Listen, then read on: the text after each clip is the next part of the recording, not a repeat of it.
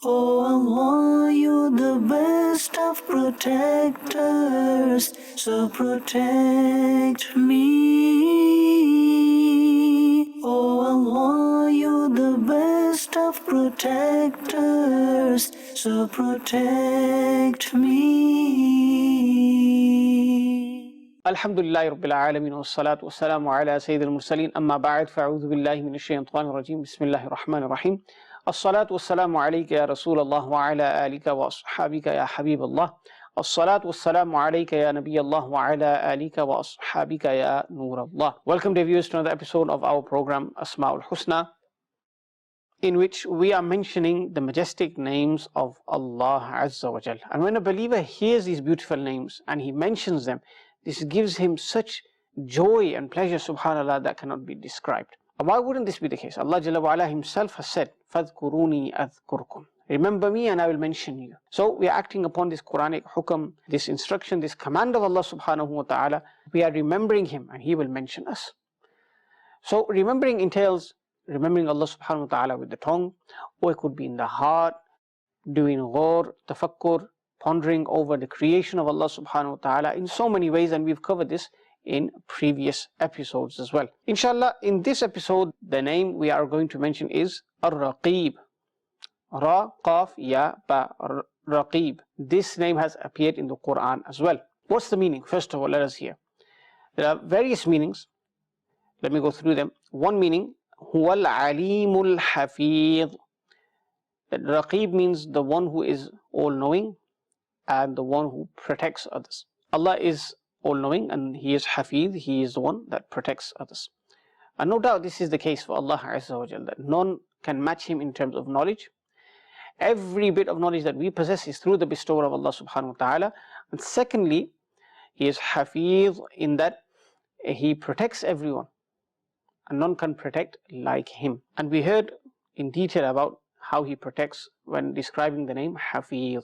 So in that episode we discussed how Allah Azza wa Jal protects others, how He protects the heavens, the earth, humankind, animals, everything in creation. Now when we think about this worldly life and how people are security people, security guards, they're tasked to protect a certain place, a certain workplace, a building, an area. They'll only be able to do so adequately if they have knowledge, meaning from which aspects can we be harmed. They neutralize that. Then they can safeguard a place, protect a place. But if they have no knowledge of that, then they will be harmed. They won't be able to protect it as it ought to be protected. So without comparison, when Allah is Raqeeb, the one who protects, it possesses, He has both things. Allah subhanahu wa ta'ala is Alim, He's all knowledgeable, meaning all knowing, all encompassing in terms of His knowledge. He knows exactly where nuqsan can occur from, prior to it even occurring. And He protects as well, like no other. And in this world, Allah subhanahu wa ta'ala has created such a beautiful system. He's put such a beautiful system in place where things are protected due to His power. For example, a human being has many angels, protecting angels with him. Some are stationed at his face, his mouth, some are his eyes, some in other parts of the body, and they protect him from various things. So in creation there are many things that we cannot save ourselves from unless Allah Jalla wa Ala protects us. And Allah subhanahu wa ta'ala has put everything in place for us not to be harmed by those things as well. So Allah Azza wa Jal is well aware of where harm can reach a person, through what means harm can reach a person. So He has stationed many angels, as I mentioned, just in parts of the body of a human being as well. He is Al-Alim Al-Hafidh, which is the meaning of Raqeeb. Our scholars have said, Wallahu ta'ala raqeebun li'ibadihi ay hafidhun lahum. Allah ta'ala is raqeebun li'ibadihi. What does this mean? Ay hafidhun lahum. He is the one that protects His slaves. Ya'lamu ahwalahum wa ya'uddu anfasahum. Wa la yakhfa alayhi shay'un min ahwalihim. Allah ta'ala knows their states. He knows about their breaths, how many breaths they take. And nothing from a person's circumstances, his states, is hidden upon Allah subhanahu wa ta'ala. Nothing is concealed from Him. Another meaning that the ulama have given of Raqeeb is هو المطلع على ضمائر الشاهد على السرائر. That Allah subhanahu wa ta'ala is aware, muttali' about the things that are hidden in our heart and mind. Meaning those thoughts. These things may be hidden from creation. Other people are unaware of them. But Allah subhanahu wa ta'ala knows all about them. He witnesses them. He knows them. So al-muttali' ala dhama'ir al-shahid ala as-sara'ir. He knows about the secrets, the hidden aspects, the hidden things that we keep in the heart. What intentions we have, what we are thinking, all of these things are known to Allah Azza-wa-Jal. Some ulama have said Allah subhanahu wa ta'ala is that which knows and He sees as well. And nothing, even secrets, even discreet things, the discreetest of all things, even they are not hidden upon Him. Allahu Akbar. So Allah Azza wa Jal is fully aware. And some Sufiya rahimahumullah ta'ala have said that unlawful gazing, lewd gazing, looking at the opposite gender with lust unlawfully, which is against the Sharia, how does one protect himself from this? And the reply they gave is that when someone is about to do so, is about to unlawfully gaze at someone, lustfully gaze at someone, look at someone, he should think to himself that even before I intended to look, even before I thought of looking at someone in this manner, Allah Azza wa Jal is fully aware. He has all knowledge of my bad intention of looking. He has all knowledge of what I'm about to do. And then he feels ashamed of himself. That how can I look then? Allah subhanahu wa ta'ala knows that I'm about to do this. If I do it, then that's just daring. That's a really bad thing to do. That's disobedience of Allah subhanahu wa ta'ala. So he'll feel ashamed, he'll feel fear of Allah subhanahu wa ta'ala. This is going to be written down. He'll save himself from that sin, inshallah. Sayyidina Ibn Umar radiallahu ta'ala anhuma, it's narrated regarding him that once he was going out of town and he saw a shepherd who was a servant, who was a slave, and he was herding the sheep. So he said to him, "Bi'ni shatan, sell me a sheep from them." He replied, "Innaha laysat li." These don't belong to me. These sheep that you see that I'm herding, they're not mine, they're my master's. Sayyidina Ibn Umar radiallahu ta'ala anhuma wanted to test his piety. Allahu Akbar, wanted to test him, and he said, "Qul akalaha dhi'bu." No need to worry. Just say to your master that a wolf came and ate the sheep. That's how you will answer to him. When he says, "Why is there one sheep short, less?" then you will give him this answer. And that's when the servant, the slave, replied, فَقَالَ الْغُلَامِ فَأَيْنَ اللَّهِ. Allahu Akbar. He said, I will say that to my master, that a wolf came, ate one of the sheep, and that's why you have one less in quantity. فَأَيْنَ اللَّهِ. But where is Allah? Meaning Allah is watching. How can I hide this act from Allah subhanahu wa ta'ala? It's not possible. How can I hide this act from Allah? This is not possible. This was the i'tiqad he had in his heart. Allahu Akbar. Meaning, this matter will remain hidden to my master if I were to tell him that. He will never come to know of this. This is a secret thing. This is something that if I lie to him, how is he going to ever find out? But is this thing hidden from Allah subhanahu wa ta'ala? Will this remain hidden and discreet from Allah subhanahu wa ta'ala? Of course not. He knows before this takes place that we're even thinking of it. Allahu Akbar Kabira. Look at the belief that our Muslims of the past had. And this was Sayyidina Abdullah bin Umar radiallahu anhuma testing that person's piety. And he passed the test with flying colors, subhanallah. So as a reward, what did Sayyidina Abdullah bin Umar radiallahu anhuma do? He purchased that slave, he purchased all of the sheep, and then he gifted those sheep to that slave as well. And then he freed him as well. So whenever we do an action, or whenever we are thinking about doing an action, especially a sinful action, know that Allah subhanahu wa ta'ala is aware of your irada. Allah subhanahu wa ta'ala knows about your will, knows what you are going to do. And when a person does so, he leaves a sin due to the rida of Allah subhanahu wa ta'ala.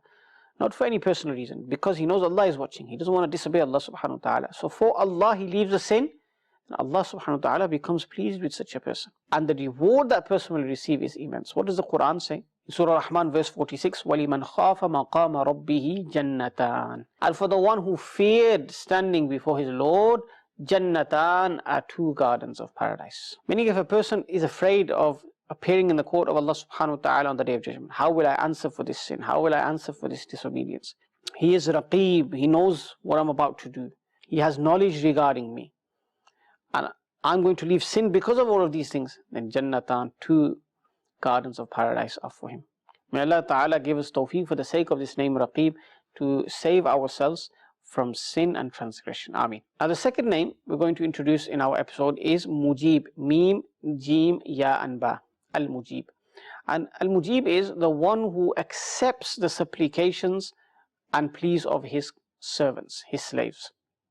So Allah subhanahu wa ta'ala is Mujeeb in that when we supplicate to him, when we plea, when we beg in his court, Allah subhanahu wa ta'ala accepts our supplications, our pleas. And in the Quran, subhanallah, Allah Jalla wa Ala mentions this in various places. In Surah Namal, verse 62, Allah Jalla wa Ala says, أَمَّنْ يُجِيبُ الْمُضْطَرَّ إِذَا دَعَاهُ. And who is there who answers the muttar? Muttar here means the one who is in distress, in great worry.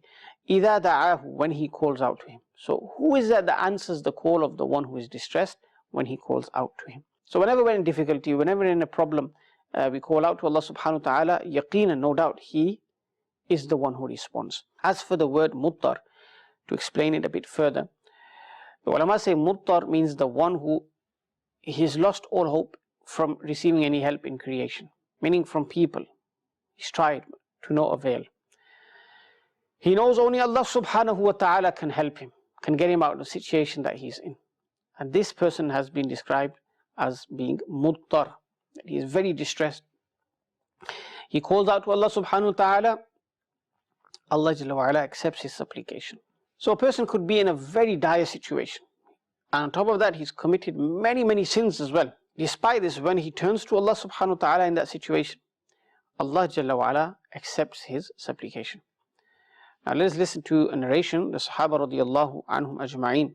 The Sahaba radiyallahu anhum ajma'in asked the Prophet sallallahu alaihi wasallam, because Allah subhanahu wa ta'ala is free from being in a place, free from direction, so in this regard he can't be near or far, like a person can be near or far from another, or an object could be near or far from another. Allah subhanahu wa ta'ala is free from all of these things, free from time, free from being restricted to a place, free from limits, free from directions. We know all of this. This is our aqidah. He's free from having a body. He has qudra, power over all things. And Allah Jalla wa Ala is closer to a person than his jugular vein. Again, this is not physical closeness. This means his knowledge is close. This means he has qudra over everything. And when this question was asked by the Sahaba, the verse was revealed in Surah Baqarah 186. وَإِذَا سَأَلَكَ عِبَادِي عَنِّي فَإِنِّي قَرِيبٌ. And when my slave asks you about me, then فَإِنِّي قَرِيبٌ. And indeed I am close.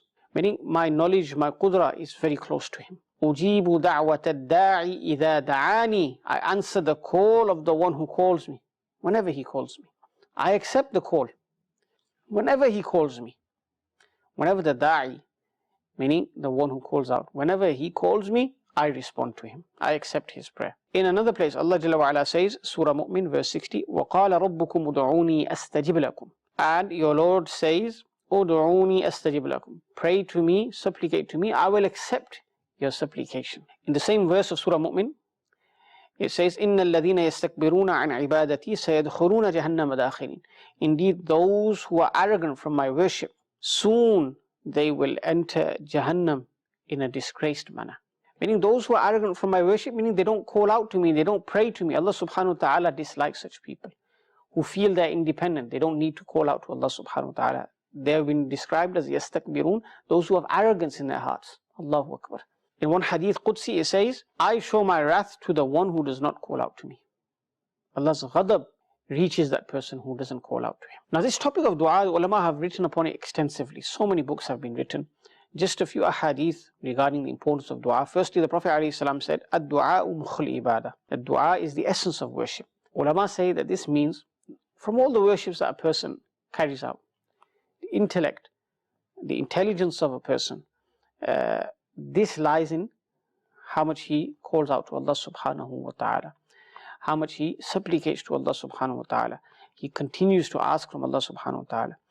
And another hadith states, Ad-du'a'u huwal ibadah. Dua is itself ibadah.